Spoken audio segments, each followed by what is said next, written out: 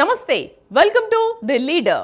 ఎవరిలో ఏ లీడర్ దాగి ఉంటాడో, ఎవరిలో ఏ లీడర్షిప్ క్వాలిటీస్ నిగూఢంగా ఉంటాయో కొన్ని మెదళ్లకు ఓ పట్టాన అర్థం కాదు. కానీ పాదరసంలా పనిచేసే పదునైన బుర్ర ఉన్న వాళ్ళు మాత్రం అలాంటి లీడర్స్ని అద్భుతంగా వినియోగించుకుంటారు. కనీ విని ఎరుగని ఫలితాలు రాబడతారు. ఎలాగంటే పేకాట ఆడేటప్పుడు ఒక ప్లేయర్ కార్డు పడేస్తే అదే కార్డును అవతలి వ్యక్తి లిఫ్ట్ చేసి షో చేసినట్టు అన్నమాట. ఇక్కడ కార్డు ఒకటే, కార్డుకు ఉండే విలువ కూడా ఒకటే. కానీ కార్డు అందుకున్న ఆటగాళ్లు మారారు. ఫలితం షో మారిపోయింది. అలాంటి కార్డ్స్ను గుర్తించడమే లీడర్కు ఉండాల్సిన క్యాపబిలిటీ. కాంగ్రెస్ నేతలు డిస్కార్డ్ చేసిన వ్యక్తినే ఎన్డీఏ నేతలు లిఫ్ట్ చేసి షో చేస్తున్నారు. అలాంటి ఒక అసామాన్యమైన వ్యక్తి అజిత్ దోవల్. మరి ఆయనలోని అరుదైన నాయకుడు ఏం చేస్తున్నారు? 81వ ఏట కూడా కనీ విని ఎరుగని ఆపరేషన్లు ఎలా చేయగలుగుతున్నారు? ఆయనలో ఉండే లీడర్షిప్ క్వాలిటీస్ ఏంటి? ఆయన్ని లీడర్గా గుర్తించిన టాప్ లీడర్ ఎవరు?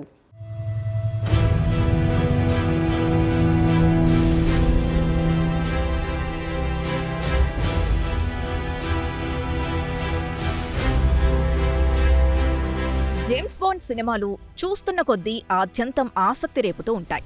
ఇతివృత్తంలో ఉండే మలుపులు కథకు, కథనానికి రసరమ్యతను జోడిస్తాయి. అందుకే చాలామంది ఫిల్మ్ లవర్స్ జేమ్స్ బాండ్ సినిమాల్ని బాగా ఎంజాయ్ చేస్తారు. అయితే రియల్ లైఫ్ జేమ్స్ బాండ్గా అందరికీ సుపరిచితుడైన అజిత్ దోవల్ గురించి కూడా కొంతకాలంగా చెప్పుకుంటున్నారు. కానీ ఆయనలోని అసలైన జేమ్స్ బాండ్ ఎలా, ఎప్పుడు బయటకొచ్చాడు? ఎవరు ఆయనలోని లీడర్షిప్ క్వాలిటీస్ గుర్తించారు అనేది చాలా మందికి ఇప్పటికీ తెలియదనే చెప్పాలి. 2004-05 కాలంలో కేంద్రంలో కాంగ్రెస్ అధికారంలో ఉన్నప్పుడు ఇంటెలిజెన్స్ బ్యూరో డైరెక్టర్గా పనిచేశారు దోవల్. ఆ పోస్టులో ఆయన 2 ఏళ్లు పనిచేయాల్సుండగా కేవలం 8 నెలలకే ఆయన్ని పక్కకు పెట్టేసింది ఆనాటి మన్మోహన్ సింగ్ ప్రభుత్వం.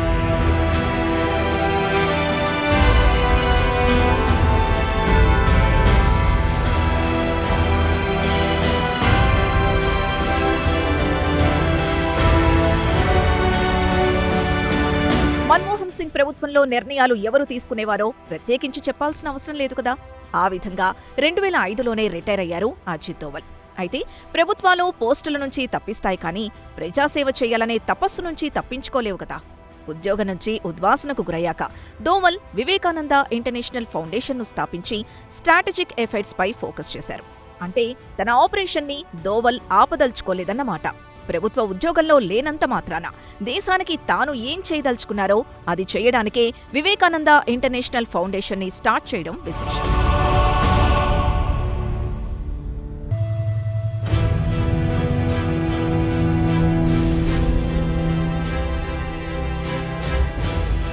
అజిత్ దోవల్ అనే ప్లేయింగ్ కార్డ్ను యూపీఏ ప్రభుత్వం సర్వీస్ ముగియకుండానే డిస్కార్డ్ చేస్తే 2014లో నరేంద్ర మోదీ ప్రభుత్వం పవర్లోకొచ్చాక ఆయన్ని నేషనల్ సెక్యూరిటీ అడ్వైజర్ ఎన్ఎస్ఏగా నియమించింది.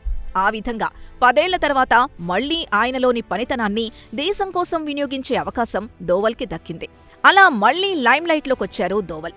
తనకిచ్చిన బాధ్యతల్ని మరింత అంకిత భావంతో, మరింత సునిశిత బుద్ధితో నిర్వర్తిస్తూ ఆ దేశపు ఖాతాలో ప్రపంచానికి తెలియని విజయాల్ని నమోదు చేస్తున్నారు. ప్రభుత్వాలు వస్తాయి, పోతాయి. కొందరిలో గూడు కట్టుకున్న దేశభక్తి మాత్రం రోజురోజుకు పెరుగుతుందే తప్ప ఏనాటికి తరిగిపోదు అని దోవల్ పనితీరును చూస్తే తెలిసిపోతుంది. సాధారణంగా కేంద్ర ప్రభుత్వ ఉద్యోగుల రిటైర్మెంట్ వయసు 60 ఏళ్లకు ముగుస్తుంది. రిటైర్ అయ్యాక ఇక తాము చెయ్యాల్సిందేమీ లేదని, శేష జీవితాన్ని మనవళ్లు, మనవరాళ్లతో ప్రశాంతంగా గడపాలని కోరుకుంటారు. కానీ అజిత్ దోవల్ అలా కాదు. ఆయనకిప్పుడు 81 ఏళ్లు. ఇంత లేట్ వయసులో కూడా దేశ ఇంటెలిజెన్స్ బాధ్యతలు మోస్తున్నారు. దేశానికి ఏం చేస్తే బాగుంటుందో అనుక్షణం ఆలోచిస్తున్నారు. ఎలాంటి హడావిడి లేకుండా నిశ్శబ్ద కర్మయోగిలా పనిచేసుకుపోతున్నారు. అందుకే అంటారు ఉద్యోగులంతా రిటైర్ అవుతారని, కానీ లీడర్స్ ఎప్పుడూ రిటైర్ కాదు.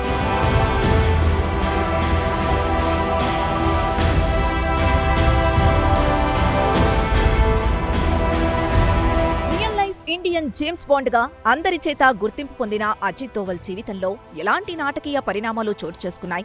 ఆయన ఎలాంటి ఆపదల్ని ఎదుర్కొన్నారు? ఎంతటి ప్రాణాంతక పరిస్థితుల నుంచి చాకచక్యంగా తప్పించుకున్నారు? ఈశాన్య పంజాబ్లో దేశ విద్రోహులు విజృంభించినప్పుడు దేశం మళ్లీ ముక్కలు కాకుండా ఎలా అడ్డుకున్నారనేది చూసే ముందు ఆయన జీవితంలోని సామాన్యమైన విషయాల్ని ఓసారి పరికిద్దాం.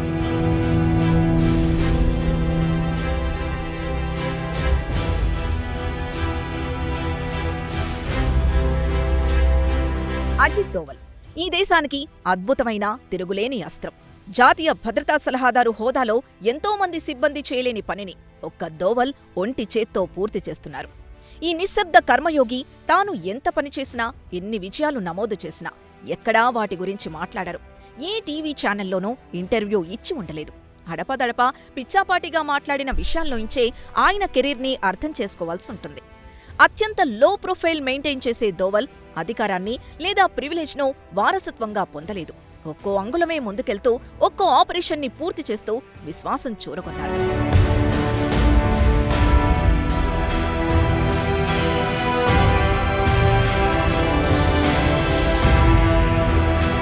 అజిత్ దోవల్ ప్రయాణం ఉత్తరాఖండ్లోని పౌరీ ఘర్వాల్ జిల్లాలో ఓ కుగ్రామంలో మొదలైంది. 1945 జనవరి 20న మేజర్ జిఎన్ దోవల్ అనే భారత సైన్యాధికారికి జన్మించారు.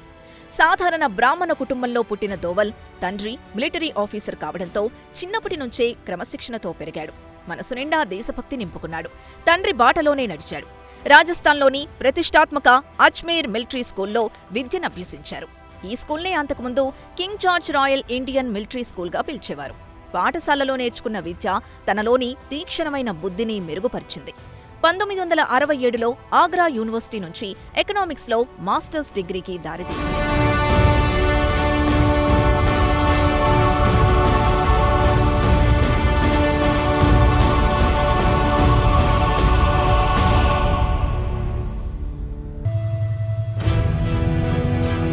మాస్టర్స్ డిగ్రీ పూర్తయ్యాక 1968లో ఇండియన్ పోలీస్ సర్వీస్ కేరళ క్యాడర్కు ఎంపికయ్యారు. మొదట కేరళలోని తలస్సేరిలో కొన్ని నెలలు పనిచేశారు. అక్కడ అతని పర్ఫార్మెన్స్ ఆధారంగా 1972లో ఇంటెలిజెన్స్ బ్యూరోకి బదిలీ చేశారు. నేరుగా ఆపరేషన్స్ వింగ్లో జాయిన్ అవడం విశేషం. తొలుత ఏఎస్పీగా బాధ్యతలు చేపట్టిన దోవల్ తన సునిశితమైన పనితీరు కారణంగా ఇంటెలిజెన్స్ బాధ్యతలు చేపట్టారు. ఇంటెలిజెన్స్ వింగ్లో పనిచేసే కాలంలోనే ఆయన అనేక భాషలు నేర్చుకోవడం విశేషం. భారత సైన్యానికి, ప్రభుత్వానికి శత్రువుల సమాచారాన్ని చేరవేసే క్రమంలో చాలా కాలం పాటు గూఢచారిగా వ్యవహరించారు. అండర్ కవర్ ఆపరేషన్లు చేసే క్రమంలోనే అనేక భాషలు నేర్చుకున్నారు. ఆయనకు 7 భాషల్లో ప్రావీణ్యం ఉందని చెబుతారు. కానీ ఉర్దూ మాత్రం చాలా పర్ఫెక్ట్గా మాట్లాడటం విశేషం. ఎందుకంటే 7 ఏళ్ల పాటు అతను పాకిస్తాన్లోనే గూఢచారిగా వ్యవహరించారు. మారువేషాల్లో సంచరిస్తూ ఐఎస్ఐ వ్యూహాలు, ఎత్తుగడలు తెలుసుకోవడం, ఆ సమాచారాన్ని భారత్కు చేరవేసేవారు. ఉర్దూతో పాటు హిందీ, ఇంగ్లీష్, పంజాబీ, మిజో, పష్తో వంటి భాషలు కూడా బాగా మాట్లాడారు.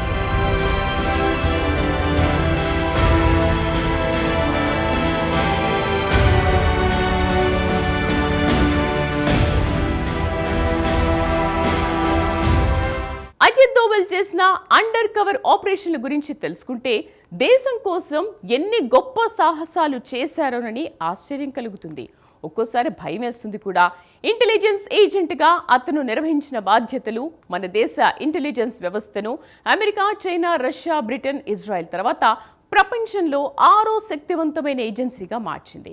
ఇక అజిత్ దోవల్ పాకిస్తాన్లో ఎలా మసులుకున్నారో, ఎలాంటి ఆపరేషన్లు చేశారో, ఏ అనుభవాలు కలిగాయో తెలుసుకుంటే రోమాంచితమవుతుంది.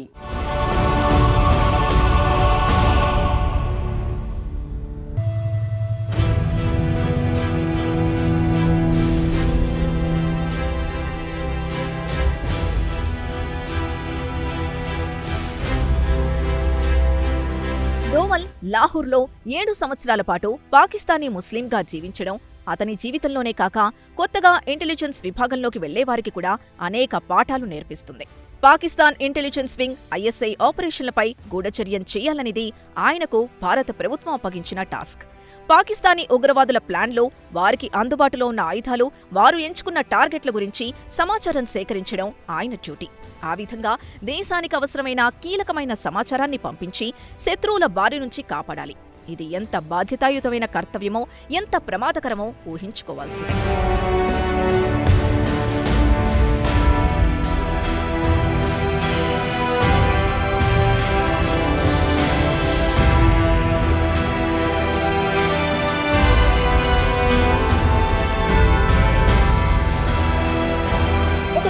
పాకిస్తాన్లో మధ్యతరగతి ముస్లిం వ్యక్తిగా నటిస్తున్న సమయంలో ఓ మసీదు నుంచి బయటకొస్తున్నప్పుడు ఓ ముస్లిం వ్యక్తి తదేకంగా దోవల్ని చూస్తున్నాడు.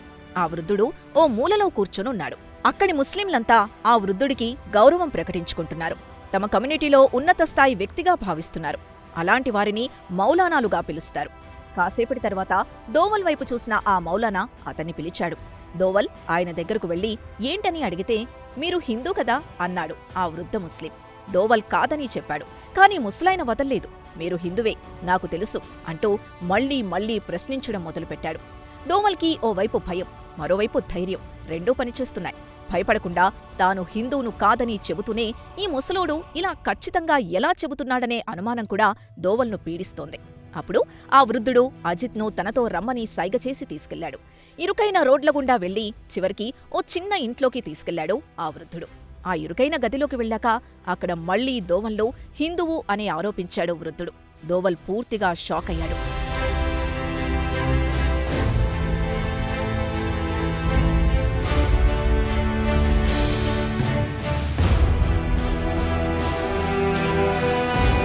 అప్పుడు ఆ వృద్ధుడు దోవల్ చెవికుండే రంధ్రాన్ని చూపించి ఈ రంధ్రం ముస్లిం కమ్యూనిటీలో కనిపించదని చెప్పాడు.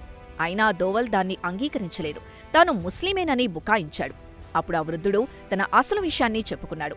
తాను హిందువని చెబుతూ ట్రంక్ పెట్టెలో దాచుకున్న తన కుటుంబ సభ్యుల ఫోటోలు చూపించాడు. తన కుటుంబంలో అందరినీ పాక్ ముస్లిం మూకలు చంపేశాయని, తనను తాను కాపాడుకోవడానికి ముస్లింగా మారానని చెప్పాడు. ట్రంక్ పెట్టెలో ఒక మూలగా ఎవరికీ కనిపించకుండా పెట్టుకున్న కాళికాదేవి విగ్రహాన్ని, శివలింగాన్ని చూపించాడు. పిల్లాపాపల ఫోటోలు చూపించాడు. ఇదంతా విని అజిత్ దోవల్ ఆశ్చర్యపోయాడు. సాంప్రదాయ హిందువులు చెవిని కుట్టించుకుంటారు. అయితే ఎవరూ గుర్తించకుండా ప్లాస్టిక్ సర్జరీ చేయించుకోవాలని వృద్ధుడు సూచించడంతో అజిత్కు అసలు విషయం బోధపడింది. బయటికి మౌలానాగా కనిపిస్తూ తనను జీవితాంతం కాపాడిన దేవతల్ని ఇప్పటికీ పూజిస్తున్నట్లు దోవల్ చెప్పడం భారత్లో హిందువుల్ని కలిచివేసింది. పాకిస్తాన్లో హిందువులు ఎంత దారుణమైన జీవితాలు గడుపుతున్నారో అర్థం చేసుకోవడానికి ఇంతకన్నా వేరే ఉదాహరణలు అక్కర్లేదేమో. ఈ విషయాన్ని ఓ చిన్న ఇంటర్వ్యూలో దోవల్ స్వయంగా గుర్తు చేసుకోవడం విశేషం.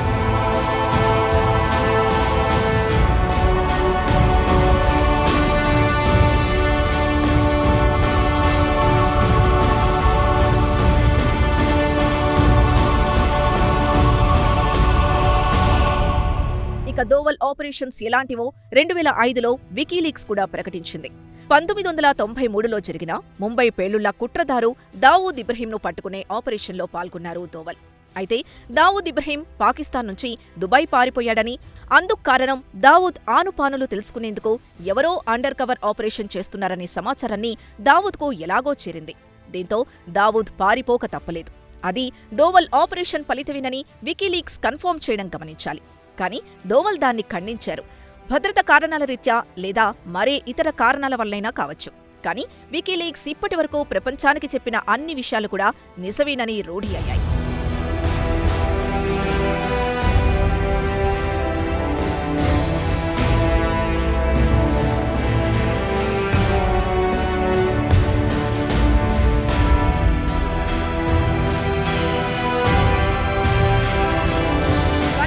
చెలరేగిన ఖలిస్తాన్ ఉగ్రవాదాన్ని సద్దుమణిగేలా చేయడంలోనూ దోవల్ కీలకంగా వ్యవహరించడం విశేషం.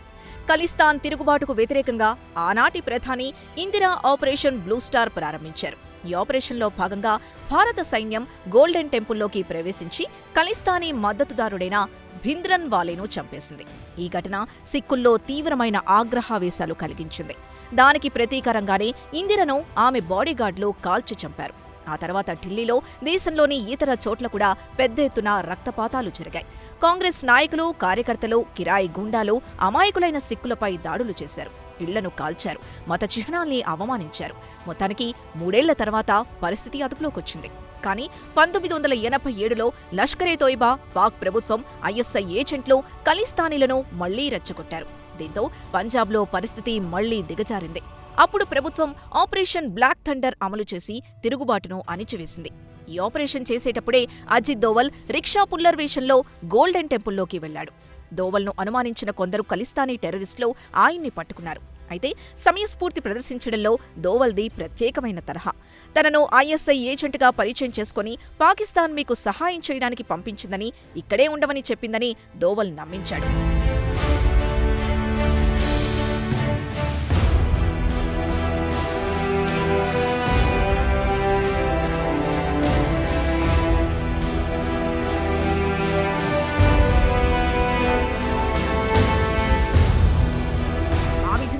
రిక్షా పుల్లర్ మాదిరిగా వెళ్లి వారికవసరమైన తినుబండారాలు, వస్తు సామాగ్రి అందిస్తూ ఎవరికీ అనుమానం రాకుండా ఉంటూ వారి రహస్య సమాచారాన్ని భారత సైన్యానికి, ఇంటెలిజెన్స్ విభాగానికి పంపించాడు. ఆయనిచ్చిన సమాచారం ఆధారంగానే రాజీవ్ నాయకత్వంలో భారత ప్రభుత్వం ఆపరేషన్ బ్లాక్ థండర్ని విజయవంతంగా పూర్తి చేసింది. పంజాబ్ తిరుగుబాటును అణిచివేసింది. అయితే ఇప్పుడు పంజాబ్ ముఖ్యమంత్రి భగవంత్ మాన్ ఖలిస్తానీల మాదిరిగానే మారిపోయారన్న విమర్శలు వినిపిస్తున్నాయి. పలు సందర్భాల్లో పాక్ ప్రభుత్వాన్ని ప్రశంసించడంతో అలాంటి ఆరోపణలకు ఆస్కారం ఇచ్చింది. ఇక దోవల్ దీనిపై భారత్కు అతిపెద్ద శత్రువులు భారత్లోనే ఉన్నారని, వారు తమ స్వార్థ ప్రయోజనాల కోసం దేశ గౌరవాన్ని, గుర్తింపును, పవిత్రతను, గోప్యతను సైతం అమ్మడానికి సిద్ధంగా ఉన్నారని ఆవేదన చెందడం గమనించాలి.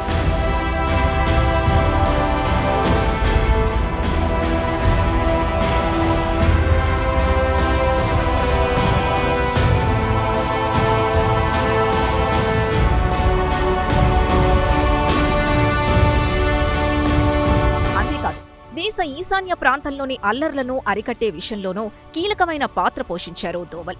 ఇంటెలిజెన్స్ ఏజెంట్గా వెళ్లి నాగాలాండ్, అస్సోం, మిజోరం వంటి రాష్ట్రాల్లో ఇన్సర్జెన్సీ గ్రూపుల మధ్య సీక్రెట్గా గడిపారు. వారి మాదిరిగానే ఉంటూ వారికి ఆయుధాలు ఎలా వస్తున్నాయి, ఎక్కడ్నుంచి రాయబారం నడుస్తోంది అనే కీలకమైన సమాచారం తెలుసుకోవడానికి ఏళ్లకు ఏళ్లే గడిపారు. ఎవరి ఊహలకు అందని విజయాలు నమోదు చేసి ఇండియన్ జేమ్స్ బాండ్గా పేరు తెచ్చుకోవడం గమనించాలి. మిజోరాంలో ఉగ్రవాదులతో శాంతి చర్చలు జరపడానికి వారి తరపునే ఒక ప్రతినిధిగా పాల్గొని ప్రభుత్వంతో చర్చలు జరపడం అనేది దేశం విషయంలో ఆయనకున్న కమిట్మెంట్గా పేర్కొనాల్సుంటుంది. తిరుగుబాటుదారుల నాయకులతో చర్చలు జరిపి ఆ ప్రాంతాన్ని దీర్ఘకాలిక సంఘర్షణ నుండి విముక్తి చేయడంలో కీలకంగా వ్యవహరించారు దోవల్. ఇది అతని గూఢచర్య జీవితానికి పరాకాష్ఠగా చెప్పుకోవాల్సుంటుంది. టీవీల్లో జరిగే డిబేట్లకు, గ్రౌండ్లలో కనిపించే వాస్తవ పరిస్థితులకు ఎంత తేడా ఉంటుందో ఆయనకు తెలిసినంతగా ఎవరికీ తెలీదంటే అతిశయోక్తి కాదు. 1990లలో కశ్మీర్ అస్థిరతకు కీలకమైన మిలిటెంట్ నాయకుణ్ణి దారి మళ్లించగలిగాడు. ఒక ముస్లిం రూపంలో కౌంటర్ ఇన్సర్జెంట్గా మారి ఈ పని పూర్తి చేయగలిగాడు. 1996 జమ్మూ కశ్మీర్ ఎలక్షన్లకు మార్గం సుగమం చేశాడు దోవల్. అలాగే సిక్కిం విలీనంలో కీలకమైన పాత్ర పోషించాడు దోవల్. అతని సేవలకు గాను కీర్తి చక్ర అవార్డు కూడా అందుకోవడం గమనించాలి.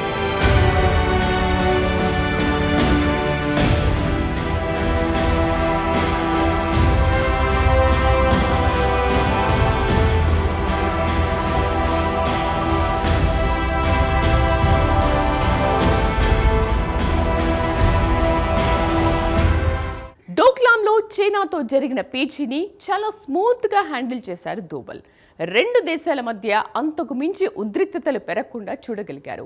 ఇక ఇస్లామిక్ టెర్రరిజం అనుపానుల గురించి ఆరా తీసే క్రమంలో అందుకు విరుద్ధమైన శక్తులతో పనిచేసే స్ఫూర్తివంతమైన ఎత్తుగడను ఇంప్లిమెంట్ చేయడం దోవల్లోని టాప్ క్వాలిటీ. 2005లో ముంబై పోలీసులు దోవల్ని చోటా రాజన్ గ్యాంగ్ సభ్యులతో కలిపి అదుపులోకి తీసుకోవడం దోవల్ చేసిన ఆపరేషన్లో ఎంత లోతైనవో తెలియజేస్తోంది. దావూద్ ఇబ్రహీంకు చోటా రాజన్కున్న వైరాన్ని ఉపయోగించుకుని 1993 మాస్టర్ మైండ్ అయిన దావూద్ మీద Doval under cover operation start చేశారు అనడానికి ఈ వార్తలే రుజువులు. అదే విషయాన్ని వికీలీక్స్ కూడా విడుదల చేయడం గమనించాలి. ఈ ఒక్క ముక్క చాలు అజిత్ దోవల్ ఏ స్థాయిలో, ఎంత లోతుల్లోకి చొచ్చుకుపోగలడో అర్థం చేసుకోవడానికి.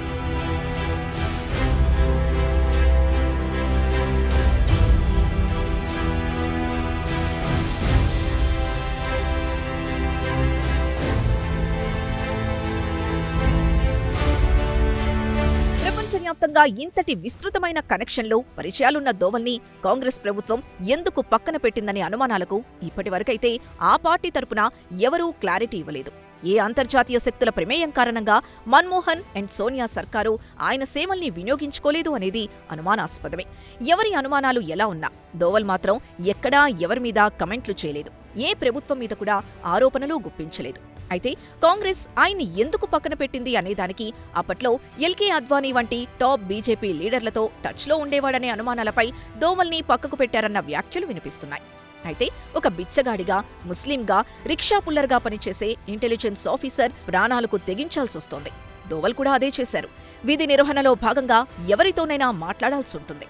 శత్రుదేశంలోని అధికారులతో మాట్లాడే దోవల్ వంటి వారు స్వదేశంలోని ప్రతిపక్ష నేతలతో మాట్లాడితే తప్పేంటనేది కాంగ్రెస్ నేతలే చెప్పాలంటారు దోవల్ మీద పడిన వేటు గురించి తెలిసినవారు.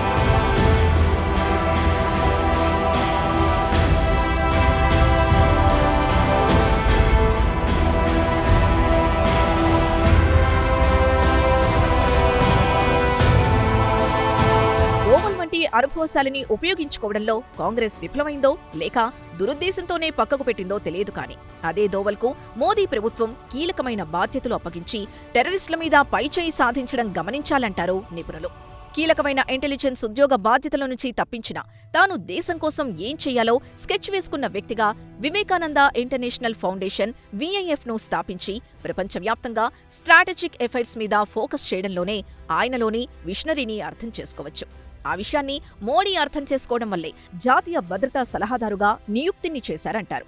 ఆ విధంగా లైమ్లైట్లోకొచ్చిన దోవల్ దీర్ఘకాలంగా NSAగా విధులు నిర్వహిస్తున్నారు. అతను NSAగా ఉన్న సమయంలోనే పాకిస్తాన్ ఆక్రమిత భూభాగాలు బాలాకోట్ ఎయిర్ స్ట్రైక్స్ పకడ్బందీగా అమలు చేయించారు. సర్జికల్ స్ట్రైక్స్ ఆయన పర్యవేక్షణలోనే జరిగిందని చెప్పాలి. కోవర్ట్ ఆపరేషన్లు చేయించి శత్రుదేశాన్ని కకావికలం చేయడంలో దోవల్ అత్యంత కీలకంగా వ్యవహరిస్తున్నారంటారు ఈ అంశాల గురించి తెలిసినవారు. అందుకే ఇకపై దోవల్ను అండర్ కవర్ ఆపరేషన్లలో స్వయంగా పాల్గొనకుండా ఆయన అనుభవాన్ని మాత్రమే వాడుకుంటోంది మోడీ సర్కారు. దోవల్ లైమ్లైట్లోకొచ్చి పనిచేస్తున్న దృష్ట్యా ఆయనకు అన్ని వైపుల నుంచి థ్రెట్స్ ఉంటాయి. అందువల్ల ఆయన్ని 2014లో జాతీయ భద్రతా సలహాదారుగా తీసుకున్నప్పుడు కల్పించిన Z కేటగిరీ భద్రతను ఆ తరువాత Z+ కేటగిరీకి అప్గ్రేడ్ చేయడం గమనించారు.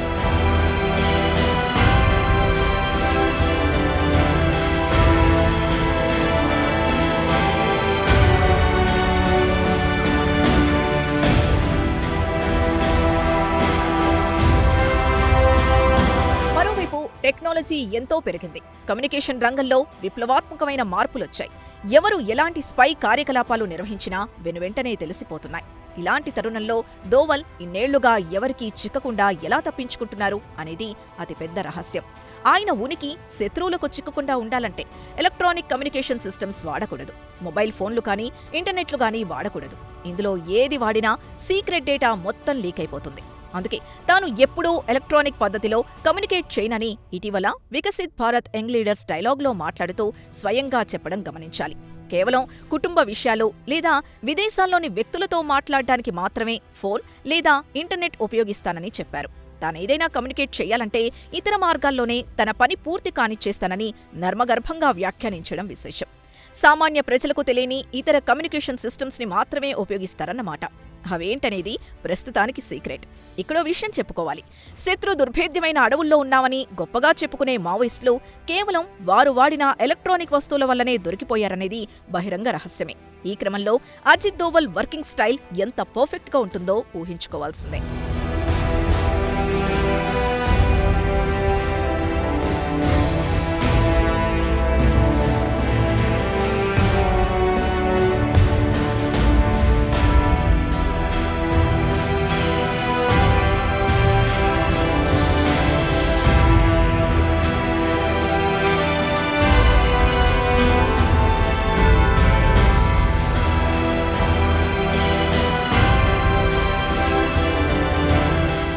అజిత్ దోవల్ గురించి ఇలా అనేక విషయాలను ఆరా తీసి విశ్లేషిస్తే మనిషి బాహాటంగా ఎలా కనిపించినా లోపలి మనిషిని గుర్తించినప్పుడే మిరాకిల్స్ జరుగుతాయని అర్థం చేసుకోవచ్చు.